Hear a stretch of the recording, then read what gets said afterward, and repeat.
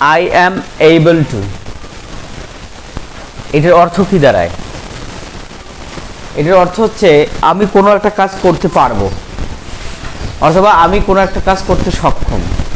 এই অর্থে কিন্তু I am able two, able কথার অর্থ হচ্ছে সক্ষম। তাহলে আমি কোনো একটা কাজ করতে সক্ষম, এই অর্থে কিন্তু এই আই অ্যাম এইবল টু ব্যবহার করা যায়। এখানে সাবজেক্ট হিসেবে আই অ্যাম এইবল টু, এবং এটা যদি আমরা বলি যে আমি ইংরেজি বলতে পারি, ইংরেজি কী হবে? I am able to speak English. একটা জিনিস মাথায় রাখবেন যে টু এর পরে কিন্তু হচ্ছে আইএনজি হবে না। আমরা কি I am able two plus verb plus extension. আমি বই পড়তে পারি, এর ইংরেজি কি হবে? I am able to read books, আমি বই পড়তে পারি। পরের দেখো বাক্য, আমি সিডি লিখতে পারি, এর ইংরেজি কি হবে? I am able to write a letter, আমি চিঠি লিখতে পারি। আমি রান্না করতে পারি, এটা কি ইংরেজি কি হবে? I am able to cook, আমি রান্না করতে পারি। আমি গাড়ি চালাতে পারি, এক্ষেত্রে কি হবে? আবার ওই যে আই অ্যাম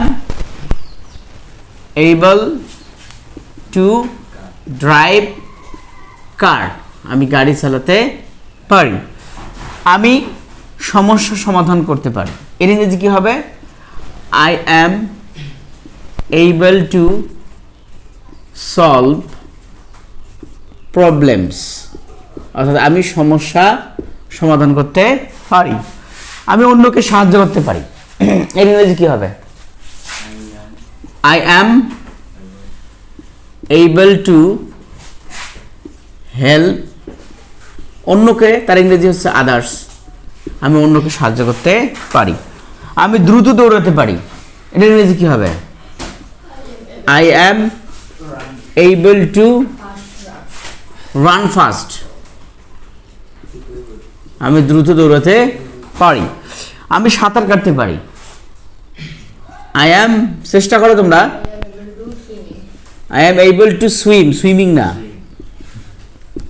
তারপর হচ্ছে আমি নতুন কিছু শিখতে পারি, এটা ইংরেজি কি হবে?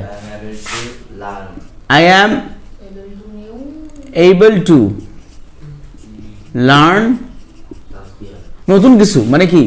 নিউ থিংস, আমি নতুন কিছু শিখতে পারি।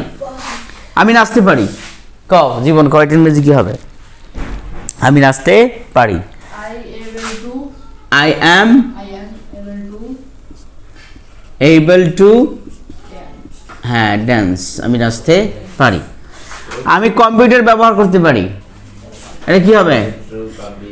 আই অ্যাম এইবল টু, ব্যবহার করা হলো use, I am able to use computer, হয়ে গেল।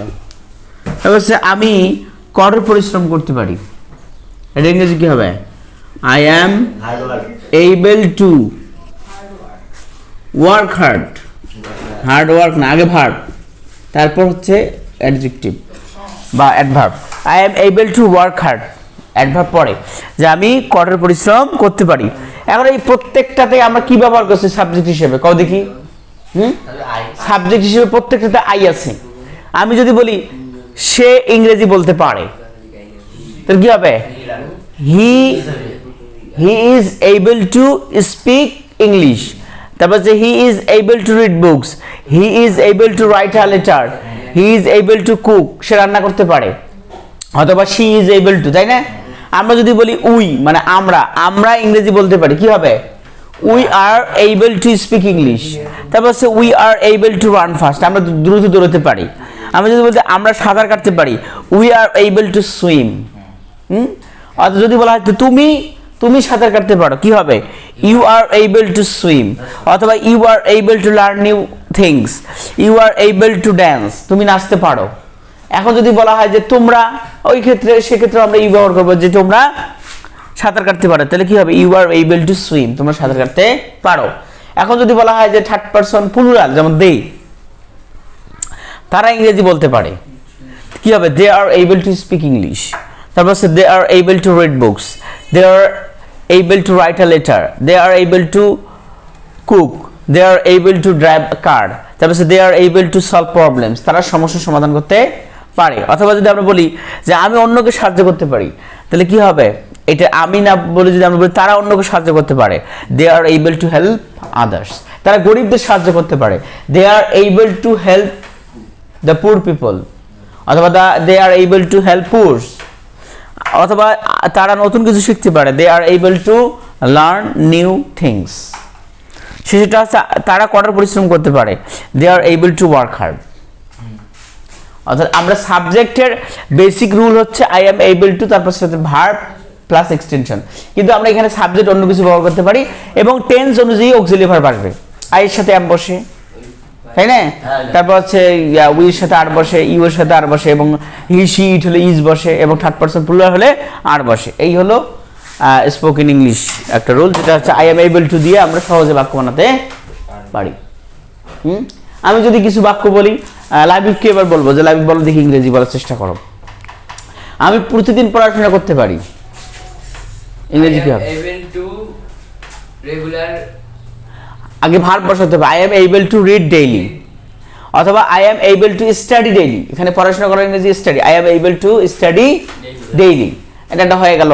যদি বলে আমি ভদ্রভাবে কথা বলতে পারি, I am able to হ্যাঁ, I am able to speak politely. ওটা শেষে ভার্বের পর পোলাইটলি, পোলাইটলি মানে ভদ্রভাবে বা নম্রভাবে, কথা বুঝছেন? যেমন যদি বলা হয় যে আমি সব সময় ঠিকভাবে ব্যবহার করতে পারি, ও আমি সময় ঠিকভাবে ব্যবহার করতে পারি, I am able to manage time. Manage মানে মেইনটেইন টাইম, অথবা ম্যানেজ টাইম, দুটোই ব্যবহার করা যাবে। তারপর হচ্ছে আমি একা ভ্রমণ করতে পারি, জুবাইদুল কি হবে? আমি একা ভ্রমণ করতে পারি, ক ইংরেজি কি হবে? আই এম এবল টু, ভ্রমণ করার ইংরেজি কি? Travel. I am able to travel alone, বুঝতে পারছেন? আমি সহজে মনে রাখতে পারি, মনে রাখার ইংরেজি হলো memorize. I am able to memorize easily, সহজে, কথা বুঝছেন? আমি প্রতিশ্রুতি রাখতে পারি, প্রতিশ্রুতির ইংরেজি promise. I am able to keep promise, I am able to keep promise, এটা সহজে বলা সম্ভব। আমি অন্যকে শেখাতে পারি, শেখানোর ইংরেজি হলো teach, I am able to teach others,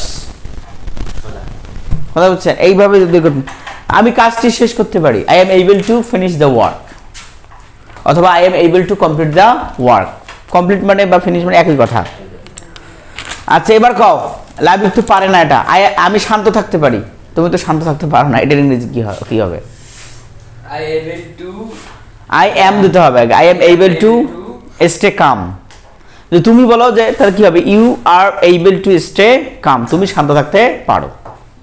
দেখ চেষ্টা করছো, কিন্তু লাবিব শান্ত থাকতে পারে না, এটার ইংরেজি কি হবে? Labib are not able to stay calm, Labib শান্ত থাকতে পারে না। তাহলে এটাকে নেগেটিভও করা সম্ভব, দেখছো? আর একটা রুল দিয়ে আমরা কিন্তু নেগেটিভ, অ্যাফার্মেটিভ, ইন্টারোগেটিভ সবই করা সম্ভব, কিন্তু সেটার জন্য পুরো মূল স্ট্রাকচারটা জানতে হবে। আমি সিদ্ধান্ত নিতে পারি, I am able to take decision, আমি সিদ্ধান্ত নিতে পারি, হয়ে গেল। এখন যদি বলা হয় জীবনকে, আমি নাম মনে রাখতে পারি, I am able to remember names. হ্যাঁ, আমি যদি বলি আমি অথয়ের নাম মনে রাখতে পারি, কি হবে? I am able to remember the names of Athoi, the name of Athoi. I am able to remember the name of Athoi, ঠিক আছে? তাহলে অথই জলে বসবাস করতে পারি, সেটা কি হবে? অনেক কিছু হবে। যাই হোক, আমরা তাহলে আজকের এই স্পোকেন ইংলিশ রুলটা দ্বারা সহজে বিভিন্ন বাক্য তৈরি করতে পারলাম, ঠিক আছে? পরবর্তীতে আমরা নতুন কোনো রুল নিয়ে হাজির হব।